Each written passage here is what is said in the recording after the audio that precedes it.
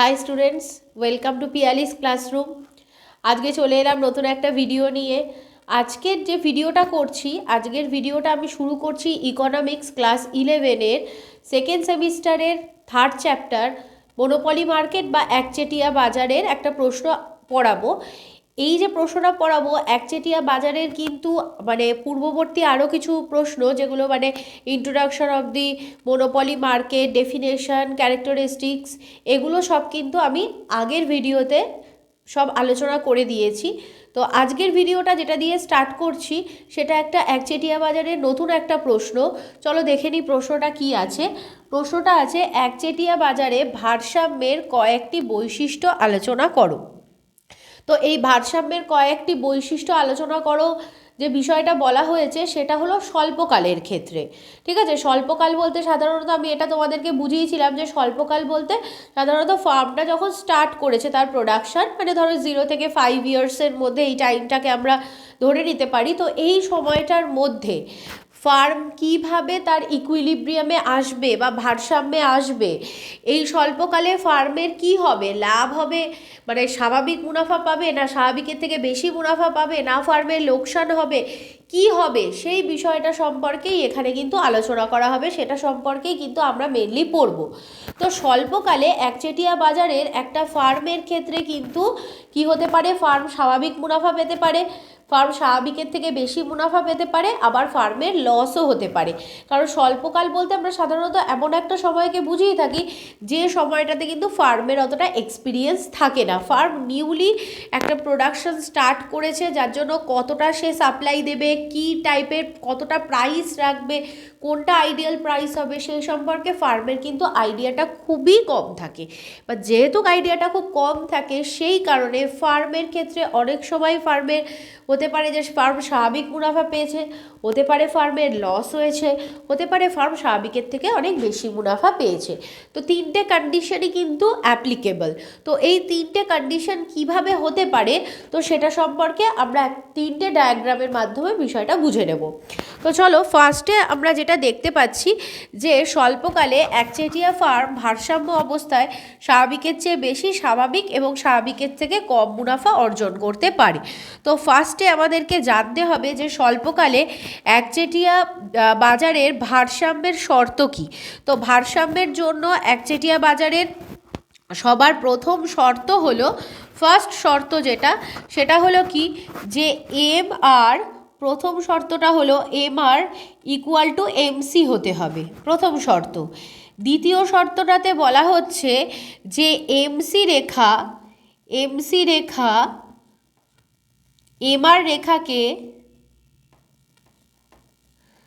নিচের দিক থেকে ছেদ করবে। এই দুটো শর্ত যে বিন্দুতে এই দুটো শর্ত পূরণ হবে সেই বিন্দুটাই হবে ভারসাম্যের বিন্দু। তো আমরা যদি এই ফার্স্ট কন্ডিশনটা দেখি, ফার্স্ট কন্ডিশনে আমরা দেখতে পাচ্ছি ভার্টিক্যাল অ্যাক্সিসে AR, MR, AC, MC-কে দেখিয়েছি, হরাইজন্টাল অ্যাক্সিসে কিউ কোয়ান্টিটি বা উৎপাদনের পরিমাণকে দেখানো হয়েছে, এবং এখানে যেটা দেখছি যে অ্যাভারেজ রেভিনিউ আর মার্জিনাল রেভিনিউ গড় রেভিনিউ এবং প্রান্তিক রেভিনিউ রেখা নিম্নাভিমুখী হয়েছে। এবং তার সাথে দেখো এটা হলো MC কার্ভ, মার্জিনাল কস্ট বা প্রান্তিক ব্যয়, আর এটা হলো অ্যাভারেজ কস্ট বা গড় ব্যয় রেখা। তো এবার আমরা দেখতে পাচ্ছি যে পয়েন্টটা আছে, এই পয়েন্টটা কিন্তু ফার্মের ভারসাম্যের বিন্দু। কেন কি বিন্দুতে আমরা দেখতে পাচ্ছি যে MR রেখা আর MC রেখা, এই যে MR আর MC একে অপরকে ছেদ করেছে বিন্দুতে, যেটা ভারসাম্যের প্রথম শর্তকে পূরণ করছে।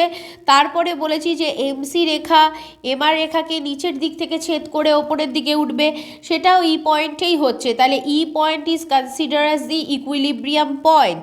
তো এই ইকুইলিব্রিয়াম পয়েন্ট থেকে আমরা যদি ভার্টিক্যালি একটা লাইন ড্র করি up to the average cost, তাহলে আমরা এখানটাতে কি দেখতে পাচ্ছি যে এই লাইনটা আমাদের কি হয়েছে, এই যে এই পয়েন্টে এসছে, এই যে পয়েন্টে এসে পয়েন্ট অবধি নিয়ে এসে এখান থেকে আমরা আবার একটা লাইন ড্র করে দিয়েছি। তাহলে এক্ষেত্রে আমরা কোয়ান্টিটি কত পাচ্ছি, কোয়ান্টিটি পাচ্ছি হচ্ছে ও কিউ, এতটা কোয়ান্টিটি। প্রাইস কত? প্রাইস হলো কিউবি অর ওপি, এটা হলো প্রাইস। ঠিক আছে, এই জায়গাটাতে একটা বিষয় বোঝার আছে, দেখো B is the point where AC and A R coincide with each other. তার মানে কি, বি পয়েন্টটাতে আমরা দেখতে পাচ্ছি যে অ্যাভারেজ কস্ট আর অ্যাভারেজ রেভিনিউ দুটোই এখানটাতে এসে মিট করে গেছে। তার মানে এখানে ফার্মের কস্টিংও যা, ফার্ম রেভিনিউও পেয়েছে তাই। ঠিক আছে, তো at the point of B আমরা কি দেখতে পাচ্ছি যে এখানে ফার্মের রেভিনিউ কত? ফার্মের রেভিনিউ হলো OPBQ, আর ফার্মের কস্টিং কত লেগেছে, প্রোডাকশন কস্ট কত লেগেছে, দ্যাট ইজ OPBQ। তো যদি আমরা এই দুটোকে OPBQ মাইনাস OPBQ করি, ইকুয়াল টু কী হবে? 0। That means farm gain the normal profit. তাহলে কি বলা হয় যে যদি আমরা দেখি if the cost is equal to the revenue, তাহলে কি হবে? ফার্ম কি পাবে? স্বাভাবিক মুনাফা পাবে। এই যে স্বাভাবিক মুনাফা, তাহলে এক্ষেত্রে ফার্মের কি হলো? এই কন্ডিশনটাতে ফার্ম কি পেল? স্বাভাবিক মুনাফা। তাহলে স্বাভাবিক মুনাফা কখন হবে? আগে তোমরা দেখে নেবে, যদি এসি কার্ভটা এআর কার্ভকে যে কোনো একটা পয়েন্টে সেই দুটো কার্ভ মিট করে যায়, তাহলে বুঝবো যে ফার্ম নর্মাল প্রফিট পেয়েছে। এবার নেক্সট কন্ডিশনটাতে চলে আসছি, নেক্সট এবার এটাতেও তাই, ইকুইলিব্রিয়ামের ফার্স্ট দুটো কন্ডিশন ফার্স্টে ফুলফিল হওয়া দরকার। তো E is the point of equilibrium where the MR and MC curve coincide with each other. তো এই টাইমে আমরা যদি ই পয়েন্ট থেকে একটা ভার্টিক্যালি লাইন ড্র করি, তাহলে আমরা এই ভার্টিক্যাল লাইনটা মাস্ট এ আর এবং এসি ও মানে এ আরকেও কাট করতে হবে আর এসিকেও কাট করতে হবে। তো এবার দেখো, যেহেতু এটা এসিটা ওপর দিক থেকে গেছে, আগের এসিটা কিন্তু এরকম ছিল না, আগের এসিটা এয়ারের ওপর ছিল, এই এসিটা আবার একটু রাইট সাইডে শিফট করে গেছে, মানে এখানে কস্টিংটা একটু বেশি। তো সেক্ষেত্রে আপ টু এসি কার্ভ অবধি যদি একটা লাইন ড্র করি, তাহলে আমরা এখানে আইডিয়াল কোয়ান্টিটি কত পাচ্ছি?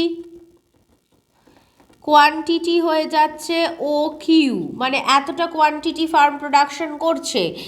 এক্ষেত্রে ফার্মের রেভিনিউ কত? দেখো রেভিনিউ কার্ভকে, অ্যাভারেজ রেভিনিউকে কোন পয়েন্টে টাচ করেছে? এটা বি পয়েন্টে। তাহলে এখান থেকে এতটা হলো অ্যাভারেজ রেভিনিউ।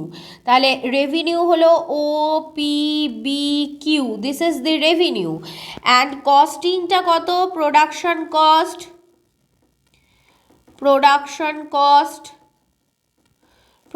কস্ট কতটা লাগছে? OFDB।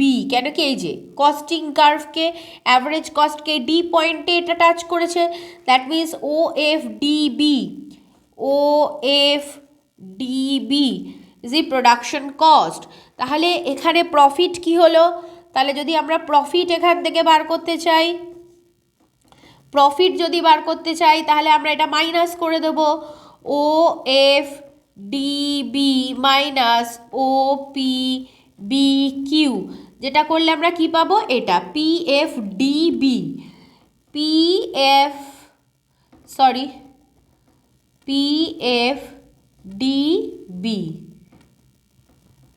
এই যে PFDB। তার মানে এই জায়গাটাতে কি দেখা যাচ্ছে? এই জায়গাটাতে দেখা যাচ্ছে যে ফার্মের রেভিনিউ কত ছিল? ফার্ম রেভিনিউ পেয়েছিল OPBQ, আর ফার্মের কস্টিং লেগেছে OFDB। তাহলে এখানে কি কস্টিং বেশি, রেভিনিউ কম, তাহলে এক্ষেত্রে ফার্মের কিন্তু প্রফিট হবে না, এক্ষেত্রে ফার্মের কি হবে? লস হবে। ঠিক আছে, এক্ষেত্রে ফার্মের লস হবে। কতটা লস হবে? PFDB। কেন কি, কস্টিং এতটা, রেভিনিউ পেয়েছে এতটা, মানে সেল করে টাকা পেয়েছে কম, whereas প্রোডাকশন কস্ট বেশি লেগেছে, তাহলে এই এতটা হলো ফার্মের লস। তাহলে এই জায়গাটা ফার্মের কি হলো, এতটা হলো ফার্মের লস, পিএফডিবি। এবার আমরা যদি নেক্সটটাতে চলে আসি, নেক্সটটার ক্ষেত্রে কি দেখতে পাচ্ছি, দেখো নেক্সটটার ক্ষেত্রেও কিন্তু ওই এফ পয়েন্ট যেটা রয়েছে, এফ পয়েন্টটা কিন্তু নেক্সটটার ক্ষেত্রেও দেখা যাচ্ছে যে এটা কিন্তু ইকুইলিব্রিয়াম পয়েন্ট, কেন কি এই পয়েন্টটাতে এমআর আর এমসি দুটো একসাথে কাট করেছে। তো এখান থেকে আবারও আমরা ভার্টিক্যালি একটা লাইন ড্র করে দিয়েছি। এক্ষেত্রে আইডিয়াল কোয়ান্টিটি কত পেলাম, ও কিউ। এক্ষেত্রে রেভিনিউ কত পাচ্ছি, রেভিনিউ কার্ভকে এই যে এ আর যেটা রয়েছে এটা কোথায় আছে, এটা তার মানে O P B Q, O P B Q হলো কি রেভিনিউ। আর কস্ট কতটা লেগেছে, কস্ট কার্ভকে কোথায় কাট করেছে দেখো তো, অ্যাভারেজ কস্ট, মানে এইটা এই জায়গাটা হলো অ্যাভারেজ কস্ট, মানে ই পয়েন্টেই। তাহলে এখানে কস্ট কত লেগেছে, ও এফ ই কিউ, ও এফ ই কিউ, এটা হলো কস্টিং। তাহলে এক্ষেত্রে ফার্মের প্রফিট কতটা হলো, এফ পি বিই। যদি এটাকে মাইনাস করি, যদি এটাকে মাইনাস করে দিই, O P B Q minus O F E Q করি, তাহলে আমরা কি পাবো, এফ পি বিই। এটা হলো ফার্মের কি হয়েছে, সুপার নর্মাল প্রফিট বা স্বাভাবিকের চেয়ে বেশি মুনাফা। এক্ষেত্রে ফার্ম কি পেল, স্বাভাবিকের চেয়ে বেশি মুনাফা। ঠিক আছে, তাহলে আমরা কি দেখতে পাচ্ছি যে স্বল্পকালের ক্ষেত্রে একটা ফার্ম কিন্তু কি করতে পারে, একটা ফার্ম কিন্তু স্বাভাবিক মুনাফা পেতে পারে, ফার্মের লস হতে পারে, ফার্ম স্বাভাবিকের চেয়ে বেশি মুনাফা পেতে পারে। এই যে কোয়েশ্চেনটা আজকে তোমাদেরকে আমি পড়ালাম, এটা থেকে কিন্তু যে এরকম একটাই কোয়েশ্চেন আসবে সেটা কিন্তু নয়। এরকম আসতে পারে যে একচেটিয়া বাজারে স্বল্পকালে ফার্ম কি শুধুমাত্র স্বাভাবিক মুনাফাই অর্জন করে। তো যদি কোয়েশ্চেনটা এইভাবে আসে তো তখন কিন্তু তোমাদের আনসারটা ওইভাবে লিখতে হবে যে না, পূর্ণ প্রতিযোগিতামূলক বাজারে স্বল্পকালে ফার্ম শুধুমাত্র স্বাভাবিক মুনাফা অর্জন করে না, একচেটিয়া বাজারে ফার্ম কিন্তু স্বল্পকালে শুধুমাত্র স্বাভাবিক মুনাফাই অর্জন করে না, স্বাভাবিক হতে পারে, স্বাভাবিকের চেয়ে বেশি হতে পারে, বা স্বাভাবিকের চেয়ে মানে ফার্মের লসও হতে পারে একচেটিয়া বাজারের ক্ষেত্রে। তো সেটা লিখতে হবে, লিখে তখন কিন্তু তোমাদেরকে এই তিনটে কন্ডিশন দেখিয়ে দিতে হবে। এছাড়া প্রশ্ন আসতে পারে যে একচেটিয়া বাজারে স্বল্পকালে ফার্ম স্বাভাবিক মুনাফা অর্জন করে, সেটা সম্পর্কে ব্যাখ্যা আসতে পারে। তো তখন শুধুমাত্র স্বাভাবিক মুনাফাটাই লিখতে হবে। আবার যদি স্বাভাবিকের চেয়ে বেশি মুনাফা অর্জন করে সেটা দেখাও ভারসাম্য অবস্থায়, তখন শুধুমাত্র স্বাভাবিকের চেয়ে বেশি দেখাতে হবে। আর যদি জানতে চায় যে স্বল্পকালে কি ফার্মের লস হতে পারে, তো তখন শুধু লসটাই দেখাতে হবে। কিন্তু যদি প্রশ্নটা আমি যেভাবে দিয়েছি বৈশিষ্ট্যগুলো লিখতে দেয়, সেক্ষেত্রে তিনটেই লিখতে হবে। আর যদি প্রশ্নটা এইভাবে আসে যে একচেটিয়া বাজার স্বল্পকালে কি শুধুমাত্র স্বাভাবিক মুনাফাই অর্জন করে, বা কোশ্চেনটা হলো শুধুমাত্র কি স্বাভাবিকের চেয়ে বেশি মুনাফা অর্জন করে, বা শুধুমাত্র কি ফার্মের লস হয়, সেক্ষেত্রে কিন্তু আমাদেরকে তিনটে সেগমেন্টকেই একসাথে কিন্তু ডেসক্রাইব করতে হবে। আজকের ভিডিওটা এই পর্যন্তই। পরবর্তী টপিকগুলো পরবর্তী ভিডিওতে নিয়ে আসছি। আজকের ভিডিওটা কেমন লাগলো অবশ্যই কমেন্ট বক্সে জানিও, লাইক করো, চ্যানেলটাকে সাবস্ক্রাইব করে রেখো, বেল আইকনটিকে হিট করে রেখো, কমেন্ট করে জানিও যে তোমাদের কি জানার আছে, এবং অবশ্যই কিন্তু তোমরা পরবর্তী ভিডিওর জন্য অপেক্ষা করে থেকো।